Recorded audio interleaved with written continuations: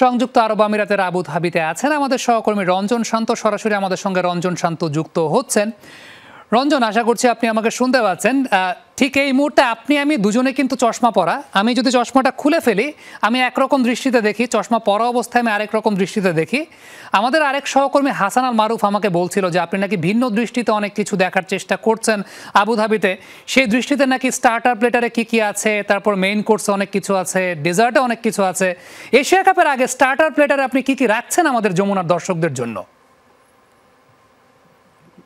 আমি প্রথমত মরুভূমিতে আছি, তো মরুভূমিতে আসলে আপনি চশমা পরেন কিংবা চশমা ছাড়া মরীচিকা কিন্তু চারপাশে দেখতে হবে। মানে যেটা দেখে একটা আপনি অনুমান করবেন, খুব কাছে যেয়ে দেখবেন সেটা না।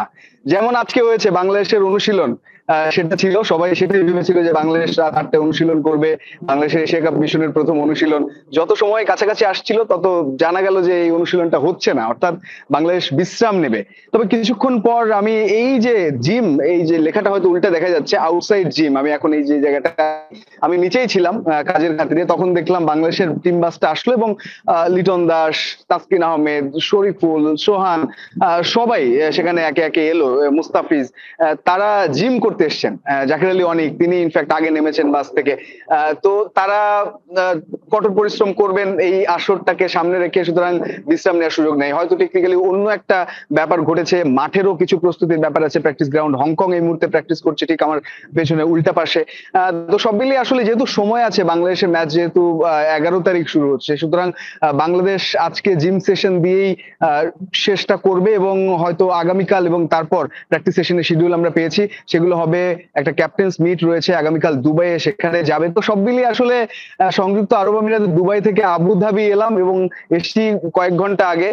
সব মিলিয়ে সবকিছু যা কিছু দেখছি তা কিছু বলার চেষ্টা করছি সামি, এবং আমি চাই যে আপনিও এখানে আসুন এবং চশমা যেহেতু পড়েছেন যে নতুন কিছু দেখতে হবে নিশ্চয়ই। কাল রাতে ব্লাড মুন আপনি দেখতে পারেননি বলেই আমি জানি, কারণ আপনি তখন ফ্লাইটে ছিলেন খুব সম্ভবত। তবে আকাশে খুব সুন্দর একটা চাঁদ উঠেছিল। আমার মনে হয় যে আবু ধাবির আকাশেও খুব সুন্দর একটা চাঁদ উঠেছে। আপনি হয়তো এককভাবে বা কাউকে সঙ্গে নিয়ে সেটা উপভোগও করবেন। কিন্তু আমার একটা প্রশ্নের জায়গায়, আমি চাঁদ থেকে যেহেতু আসলাম, ডিউ ফ্যাক্টর নিয়ে অনেক বেশি মাত্রায় কথা হচ্ছিল যে সংযুক্ত আরব আমিরাতে এই সিজনটাতে অনেক ডিউ ফ্যাক্টর প্রভাব বিস্তার করে সেপ্টেম্বর অক্টোবর মাসের এই সময়টাতে।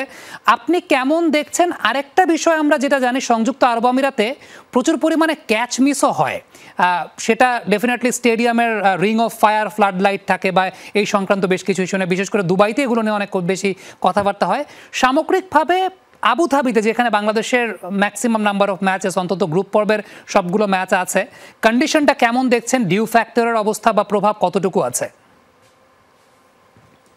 সামি, আমি যেহেতু কালকে রাতে দুবাই ল্যান্ড করেছি, অনেক রাতে, খুব একটা বোঝার সুযোগ হয়নি। তবে হ্যাঁ, 40 ডিগ্রি সেলসিয়াস বা তার এবং যেহেতু আসলে এক সপ্তাহ একটু রাতের দিকে করবে বাংলাদেশের। আবার এখানে ডিউ কম বেশি চেয়ে বড় ব্যাপার হচ্ছে বাংলাদেশের বোলিংটা বেশি স্ট্রেংথ সেখানে। আপনি নিশ্চয়ই জানেন যে এই কারণেই বাংলাদেশ বোলিংটা সেটা আগে প্রেফার করে বা আগে করে কম রানের মধ্যে প্রতিপক্ষকে আটকে দিয়ে পরে সেটা চেঞ্জ করতে চায়। তো এই কন্ডিশনে বাংলাদেশে সেরকমই হবে। ঠিক আমরা সিলেটে নেদারল্যান্ডস সিরিজে যেমন দেখলাম, ডিউ ফ্যাক্টর খুব বেশি কাজ করবে কিনা আগামীকাল রাতে হয়তো সেটা একটু বেশি ভালো করে জানা যাবে বা বোঝা যাবে। তো ক্যাচ মিসের যে ব্যাপারটা, সেটা আবু ধাবির শেখ জায়েদ স্টেডিয়ামে খুব একটা নেই, সেটা ওই যে রিং লাইটের কারণে দুবাইয়ে একটু বেশি রয়েছে। তো হোপফুলি বাংলাদেশ দল একটা ভালো শুরু করবে এবং তাদের গ্রুপের খেলা দিয়ে যেহেতু শুরু হচ্ছে, আগামীকালকের ম্যাচ দিয়ে হয়তো অনেকটা পরিষ্কার হয়ে যাবে লিটন দাসের দল। রঞ্জন, অসংখ্য ধন্যবাদ, আপনি আমাদের সঙ্গে যুক্ত ছিলেন। আমি একটু কিছু সময় ক্ষেপণ এই কারণে করছি, একটা ফ্রেম নিতে চাই। পরবর্তী সময় ইউটিউব বা কোনো মাধ্যম থেকে আমরা ফ্রেমটা নিয়ে নেব। আপনি আমি দুজনে একই সঙ্গে একই স্ক্রিনে চশমা পরিহিত অবস্থায়, আপনি আগে ছিলেন, আমি নতুন ধরেছি।